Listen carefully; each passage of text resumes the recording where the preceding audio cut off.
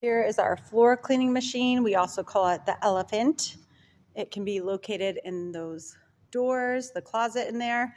You also will need to get the cord from the closet, and I like to plug it into one of the center outlets, so you can leave it there. First step is driving it to go fill it up. When you first get it out of the closet, it'll be stored open, so make sure that you close this very tight so that it works super well. It'll also be stored usually with this top open. In order to fill it up, it can most easily be done closed. The way to fill it up, untwist this. I like to take this out so that I can see it easier to fill it. What you're looking for when you fill it is for this line on the back to fill up.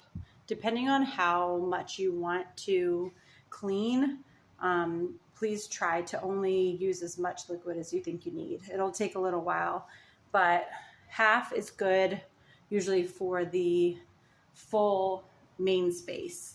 If I'm going to go over it twice, sometimes I'll put it to full, or if I'm also doing the additional secondary space in here, I'll put it to full. After this is fully tightened, make sure it's strapped up in here so it stays up, and push it into the closet, which might be the hardest part of the machine. Once you have it in the closet, go ahead and turn on the water and fill it up. You'll see it says the maximum temperature is 50 degrees Celsius, whatever the heck that translates to. I like to just put it on lukewarm. So I keep it mainly to cold water, but also add a little hot. You just want to make sure that you don't add too much hot water.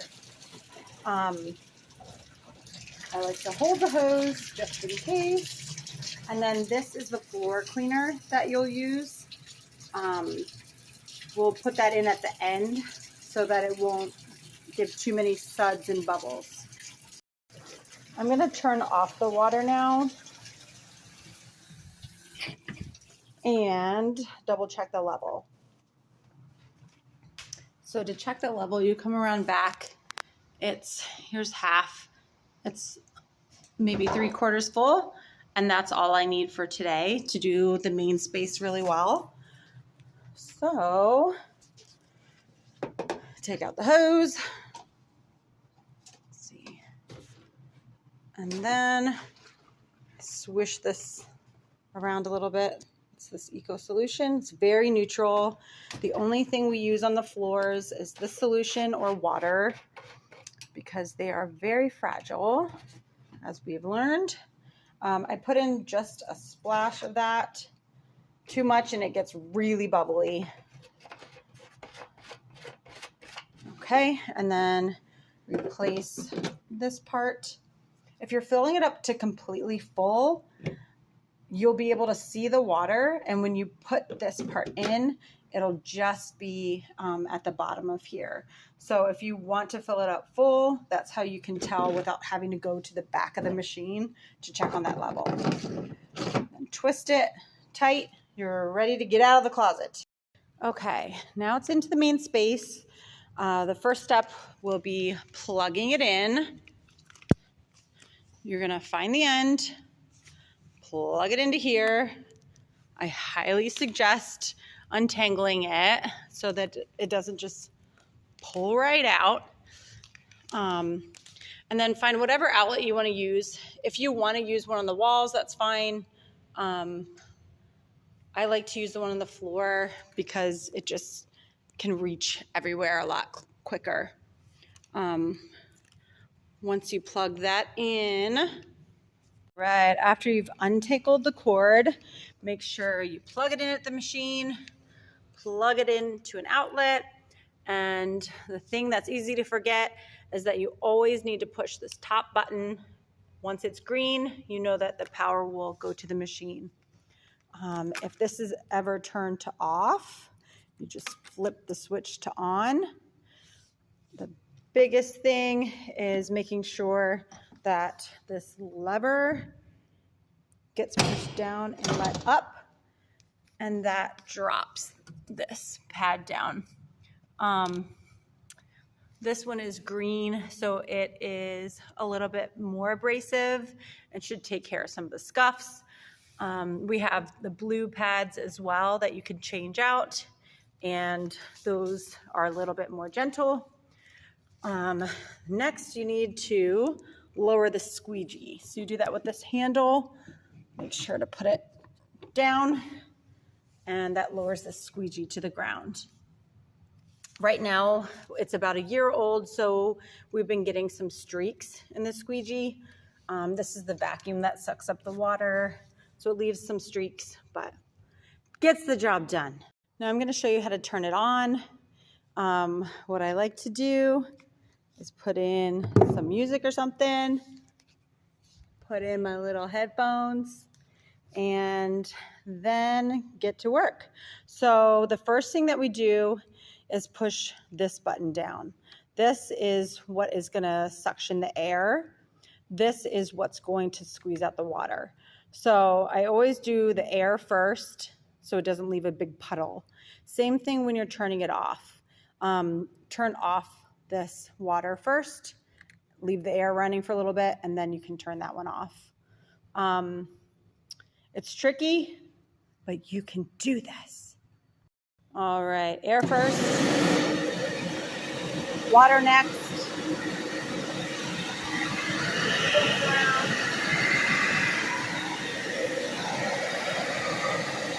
Good to go. You can see it's leaving some streaks, so just be careful when you're walking behind it. That also happens. Forgot to talk about that. If the machine comes unplugged, I suggest turning off the buttons, flipping it to off, finding the problem. I usually hold the cord while I'm going around, but I'm holding my phone, so I forgot. Something that you could do is put it through, loop it through here, and then plug it back in. Once you plug it back in, you will have to come back here again and push this top button. If the machine comes unplugged, which it does quite often, I suggest looping the cord through here. It helps a little bit. And then just always hold the cord as you're going along so that you can get it out of the way.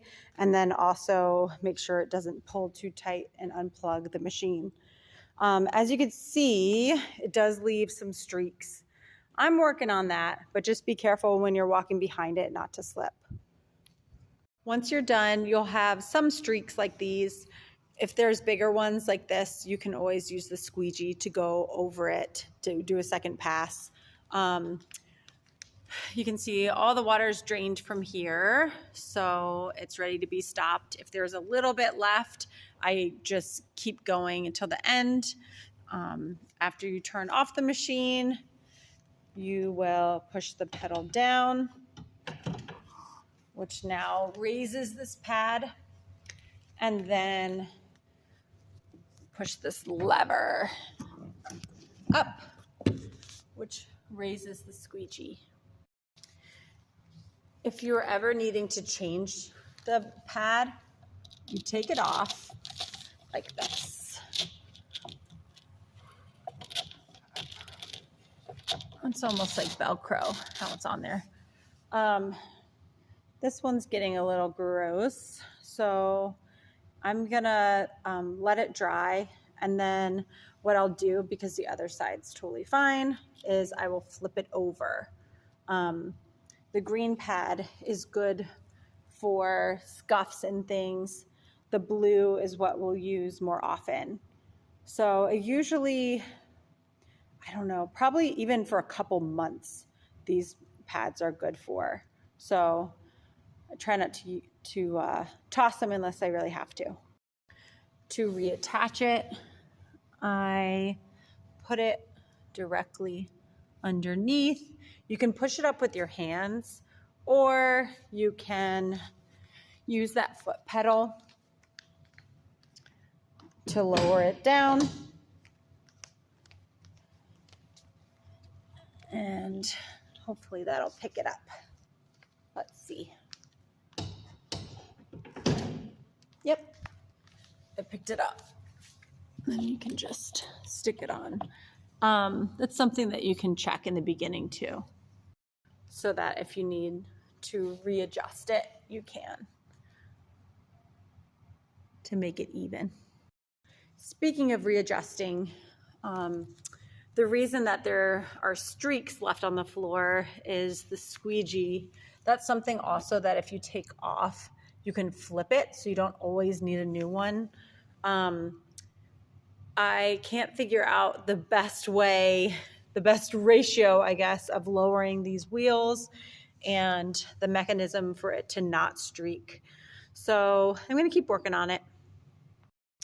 Next, you're going to unplug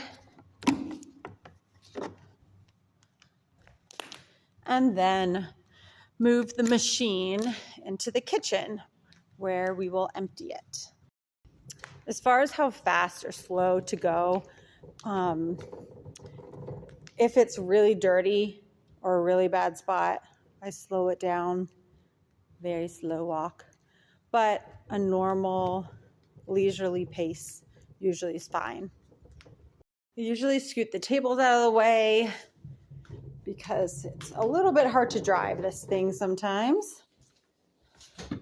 I back it up to the sink and then unhook the strap. I'm gonna put that down into the sink. Make sure it's close so that there's no risk of it spilling anywhere but in that sink.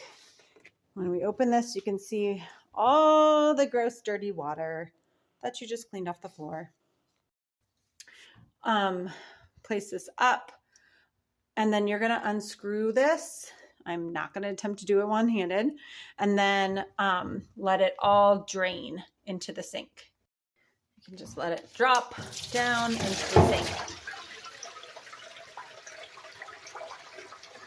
So basically, it's leaving here, coming down through there.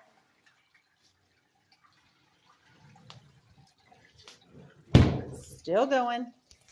Another trick is that you can lift the machine up to really drain it the rest of the way.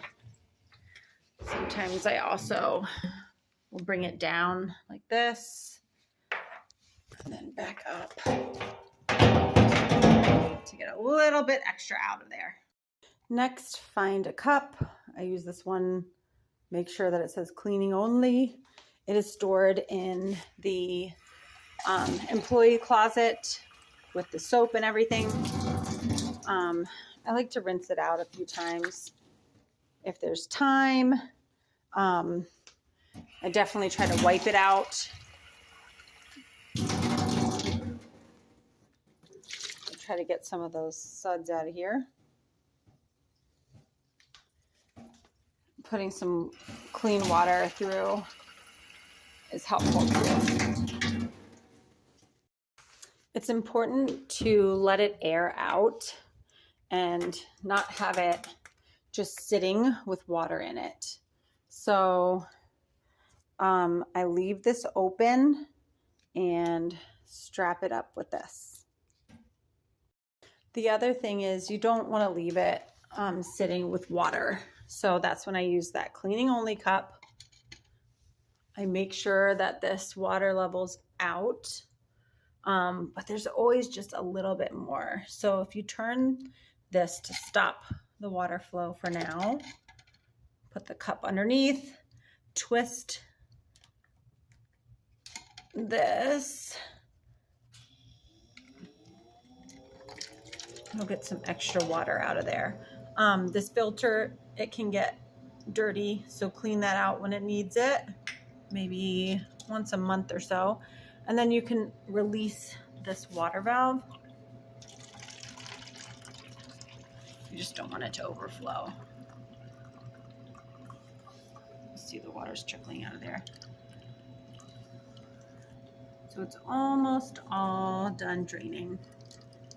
Sometimes there's more. You'll have to empty the cup and bring it back again. Once it's done draining, make sure to twist back the cap on and then dump out the extra water. And then you're gonna store it. If there's no event, I like to just store it in the kitchen. Leave it open for a little bit, because then I can really clean it again. When it dries, I can wipe it out. Otherwise, you can bring it back to the closet. Again, I leave it open like this, and then like to leave this open and out as well. You just don't want to separate the pieces too much. This cleaning cup, make sure you don't drink out of it, but you can also just put it back in the closet, or if it works, you want to take those out, but you can store it somewhere else, anywhere else. And that is our elephant tutorial. We have an event going on, so I'm taking the elephant for a walk to the closet. Again, I'm gonna let it dry open. Make sure this is open. Make sure the lid is open. And then make sure these items are out as well to keep this open. Thanks so much. Happy cleaning.